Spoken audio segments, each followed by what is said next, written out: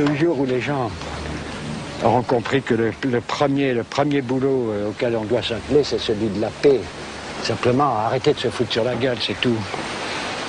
À partir de ce moment-là, il est possible de commencer à reconstruire quelque chose de beau, un monde plus humain, quoi.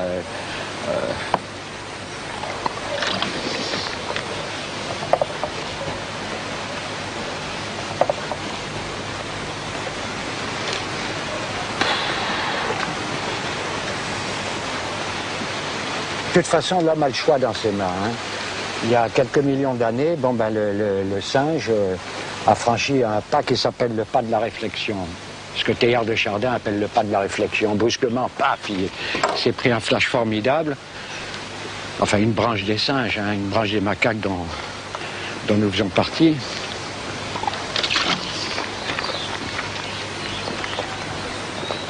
Il a compris qu'il comprenait. Bon, qu'il pouvait comprendre. Puis maintenant, il faut qu'il franchisse le deuxième pas. Après pas mal de millions d'années de conneries.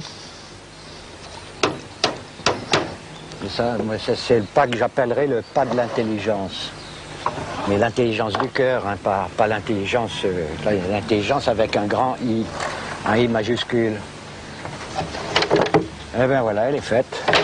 Pas compliqué.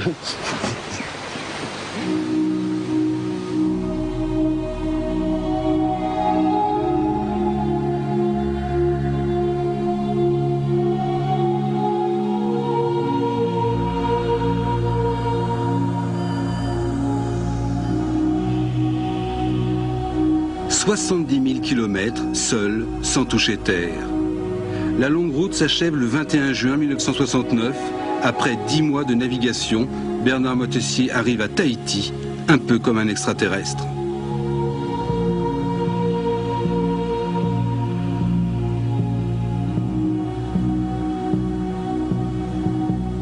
Quelques curieux, quelques amis, beaucoup de silence aussi, et d'émotion. Pour la première fois depuis 10 mois, Josua est immobile, et lui aussi, silencieux. À son bord, Bernard Moitessier vient d'accomplir l'exploit le plus fabuleux de la navigation en solitaire. Lui qui pourtant n'est venu ici que pour trouver l'île de son rêve.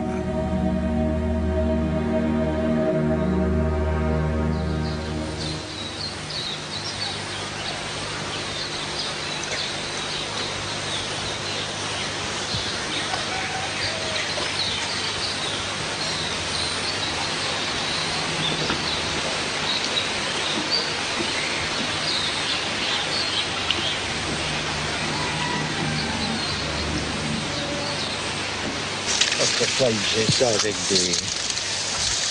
avec de l'écorce de bourrao. Bon, je préfère quand même le bon nylon et la bonne araldite.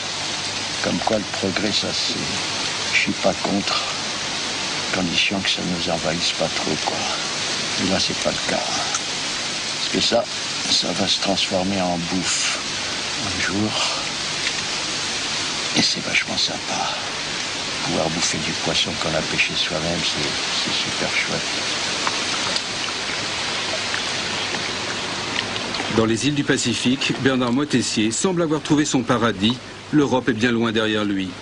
Au Tuamotu, il s'intègre à la société polynésienne et adopte leur mode de vie. Une vie rustique, sans tricherie. Il partage son temps entre la culture, la pêche et l'écriture. Et il devient un ardent défenseur de la nature. À Paris, certains regardent d'un œil goguenard ce navigateur devenu hippie. Bernard, lui, se permet quelques escapades comme pour vérifier qu'il est bien sur la bonne voie. Israël, Nouvelle-Zélande et avec Josua, la Californie et le Mexique. C'est là que l'attend une épreuve terrible tombée du ciel. En décembre 1982, un cyclone d'une violence inouïe jette son bateau à la côte. À l'aube, cette belle plage au sable si doux la veille était un cimetière arrosé de nos larmes. Un cimetière où tonnaient les monstrueuses déferlantes. 25 bateaux massacrés dans la nuit. Pas de pardon.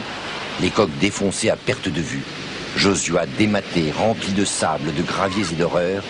Et moi, ressort brisé, les yeux éteints, déambulant sur ce rivage comme un fantôme de mon bateau. Nous étions morts tous les deux.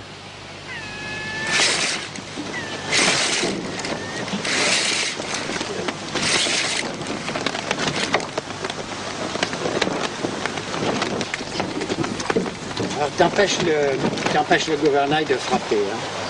Chope bien les coudes, surtout que ça ne prenne pas nulle part. Hein. Voilà, tout est mis là.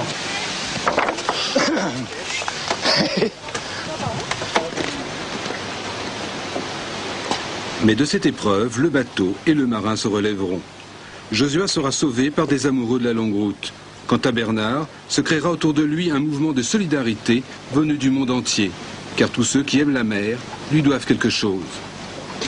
Le résultat, ce bateau qu'il appellera Tamata, pourquoi pas en polynésien.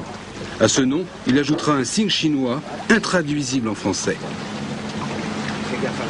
Les Chinois ont le même mot, il n'y a pas de différence entre esprit, enfin intelligence si tu veux, et cœur. Hein. C'est le même esprit et cœur, c'est le même signe.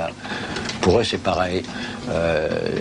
S'il y a de l'esprit, il y a forcément du cœur. S'il y a du cœur, il y a forcément de l'esprit. Et je trouve que c'est un chouette symbole quoi, pour eux. Aujourd'hui, c'est Bernard Moitessier qui est un symbole, le symbole bien vivant d'une existence sans concession, consacrée à la quête d'une vérité. Cette vérité qui était au bout de la longue route. Il a fait le tour du monde. Mais qu'est-ce que le tour du monde puisque l'horizon est éternel? Le tour du monde va plus loin que le bout du monde, aussi loin que la vie, plus loin encore peut-être. Quand on entrevoit ça, on a un peu le vertige, on a un peu peur. Et en même temps, ce qu'on entrevoit là est tellement quoi? Je ne sais pas. Plus loin que le bout du monde.